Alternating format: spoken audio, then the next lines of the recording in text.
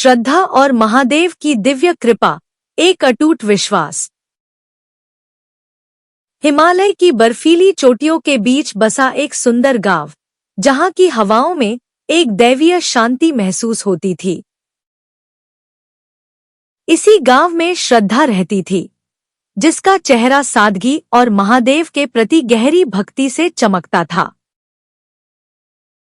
हर सोमवार को श्रद्धा सूर्योदय से पहले उठती और पवित्र जल से स्नान कर अपनी साधना की तैयारी करती। वह गांव के बाहर एक विशाल और प्राचीन बरगद के पेड़ के नीचे स्थित शिवलिंग पर श्रद्धापूर्वक जल अर्पित करती थी।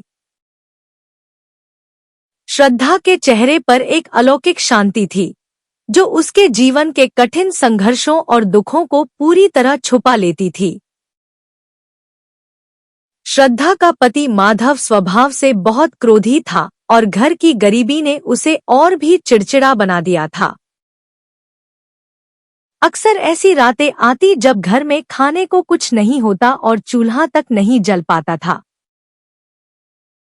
इतनी तंगी के बावजूद श्रद्धा ने कभी कोई शिकायत नहीं की, वह बस महादेव के ध्यान में मग्न रहती।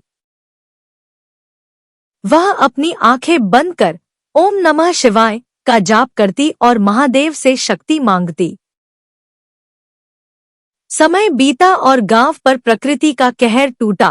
एक भयंकर सूखा पड़ा जिससे धरती फटने लगी। गांव के कुएं पूरी तरह सूख चुके थे और लहलहाते हरे खेत अब रेगिस्तान की तरह दिखने लगे थे। भूख और प्यास से व्याकुल होकर गांव के लोग अपना घर छोड़कर शहर की ओर पलायन करने लगे। माधव ने गुस्से में अपना सामान समेटा और श्रद्धा पर चिल्लाते हुए उसे गांव छोड़ने को कहा। माधव ने उपहास करते हुए कहा कि इन पत्थरों और व्रतों से पेट नहीं भरता, शहर चलना ही एकमात्र रास्ता है। श्रद्धा की आंखों में आंसू थे, लेकिन महादेव के प्रति उसका संकल्प अब भी अडिग और मजबूत था। उसने हाथ जोड़कर माधव से कहा कि महादेव ने उन्हें यहाँ रखा है, तो वे उन्हें भूखा नहीं सोने देंगे। माधव ने उसका मजाक उड़ाते हुए पूछा कि उसके भगवान ने आज तक उसे केवल गरीबी और आंसू ही दिए हैं। अगले सोमवार को श्रद्धा के पास अर्पित करने के लिए न तो फल थे और न ही कोई मिठाई। उसके पास केवल एक लोटा जल और कुछ बेलपत्र थे, जो उसने बड़ी मेहनत से जुटाए थे। जब वह मंदिर पहुंची, तो भूख और कमजोरी के कारण उसका शरीर कांप रहा था, पर आत्मा चमक रही थी। शिवलिंग के सामने सिर झुकाकर उसने प्रार्थना की कि महादेव उसके गांव और परिवार की रक्षा करें। तभी वहां एक रहस्यमय वृद्ध साधु प्रकट हुए, जिनकी आंखों में एक अलौकिक और दिव्य तेज था। साधु ने श्रद्धा की शारीरिक स्थिति देखी और उससे पूछा कि वह इतनी भूख और कष्ट के बाद भी व्रत क्यों करती है। श्रद्धा ने मंद मुस्कान के साथ उत्तर दिया कि शरीर की भूख सह ली जाती है, पर आत्मा की भूख शिव के नाम से मिटती है। साधु श्रद्धा की सच्ची भक्ति देखकर मुस्कुराए और उसे चेतावनी दी कि महादेव परीक्षा लेते हैं, पर त्यागते नहीं। जैसे ही श्रद्धा अपने घर वापस पहुंची, उसने आंगन में अनाज की कई बोरियां रखी देखीं।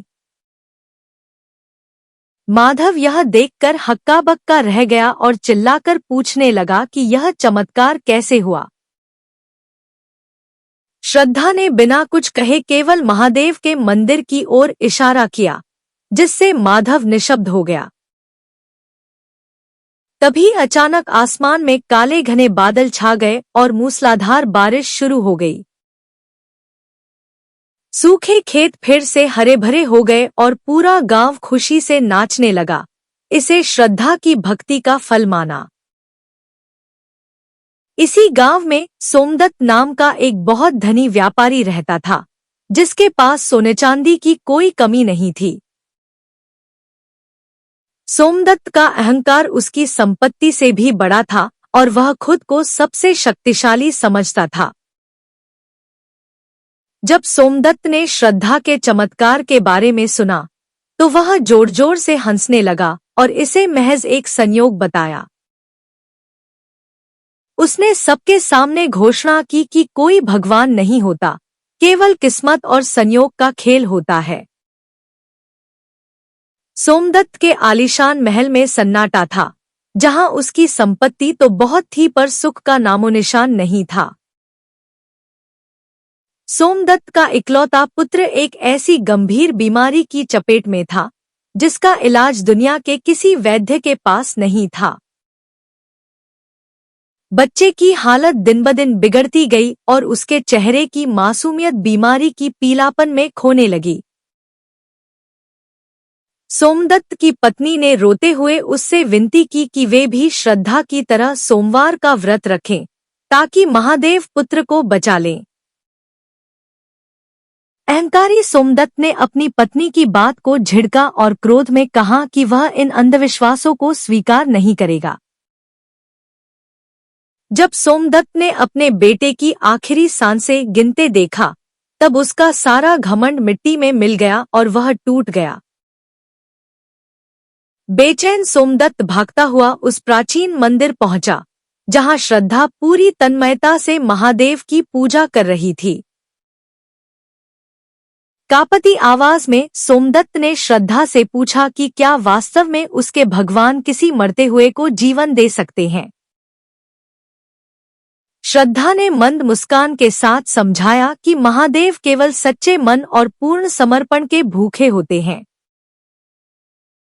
उसने आगे कहा कि जो व्यक्ति अपने अहंकार का त्याग कर शिव की शरण में आता है उसका कल्याण निश्चित है। पहली बार सोमदत्त ने अपने हाथों से शिवलिंग पर जल चढ़ाया और फूट फूट कर अपने पापों की क्षमा मांगी। उसने महादेव से प्रार्थना की कि वह उसके धन के अहंकार को नष्ट कर दे और उसके पुत्र को जीवन दान दे। उसी रात सोमदत्त को एक दिव्य स्वप्न आया जिसमें उसने स्वयं को कैलाश पर्वत के बर्फीले शिखर पर पाया। उसके सामने साक्षात महादेव और माता पार्वती अपने दिव्य स्वरूप में विराजमान थे, जिनकी आभा से पूरा आकाश चमक रहा था। महादेव की गंभीर आवाज गूंजी कि धन का अहंकार मनुष्य को अंधा कर देता है और उसे सत्य से दूर ले जाता है।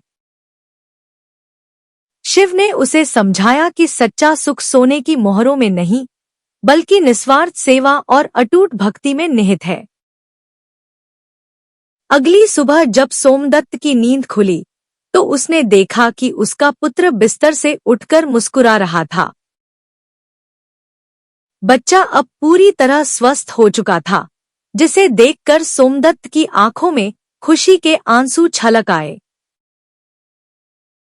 सोमदत्त तुरंत मंदिर की ओर भागा और श्रद्धा के चरणों में गिरकर उसका आभार व्यक्त किया।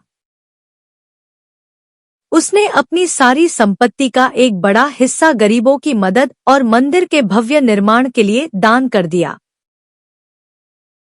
धीरे धीरे वर्ष बीतते गए और श्रद्धा का पुत्र अब एक युवा विद्वान बन चुका था।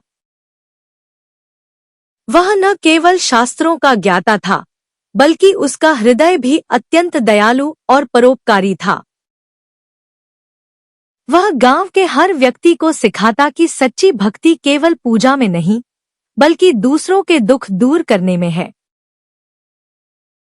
एक बार सावन के मेले में भारी भीड़ थी, जहां चारों ओर उत्सव का माहौल था और लोग खुशी से झूम रहे थे। भीड़ के बीच एक छोटा बच्चा अपनी मां से बिछड़ गया और डर के मारे जोर जोर से रोने लगा। श्रद्धा ने उस बच्चे को देखा, उसे अपनी ममता में गोद में लिया और उसे चुप कराकर शांत किया। श्रद्धा ने बड़ी मेहनत से उस बच्चे की मां को खोजा और उसे सुरक्षित रूप से उसकी मां के पास पहुंचाया। वह मां खुशी और कृतज्ञता से श्रद्धा के पैरों में गिर गई और उसे साक्षात देवी मानने लगी। श्रद्धा ने विनम्रता से कहा कि वह तो केवल एक माध्यम है, सारी कृपा तो केवल भोलेनाथ की है। उस रात गांव में एक भव्य जागरण का आयोजन हुआ, जहां पूरा मंदिर हजारों दीपकों की रोशनी से जगमगा उठा। तभी एक अद्भुत चमत्कार हुआ और मंदिर की सारी घंटियां बिना किसी के छुए एक साथ गूंजने लगी। अचानक एक तीव्र दिव्य प्रकाश फैला और सभी भक्तों को अनुभव हुआ कि साक्षात महादेव वहां उपस्थित हैं। पूरा वातावरण ओम नमः शिवाय के शक्तिशाली घोष से गूंज उठा और श्रद्धा की आंखों से आनंद के आंसू बहने लगे। अब श्रद्धा वृद्ध हो चुकी थी, उसके बाल सफेद हो गए थे, लेकिन उसकी भक्ति की लौ आज भी उतनी ही प्रज्वलित थी। एक सोमवार को श्रद्धा ने साक्षात शिव पार्वती के दर्शन किए और महादेव की कृपा से वह दिव्य प्रकाश में विलीन होकर मोक्ष को प्राप्त हुई, जिससे गांव में भक्ति का मार्ग सदैव के लिए अमर हो गया।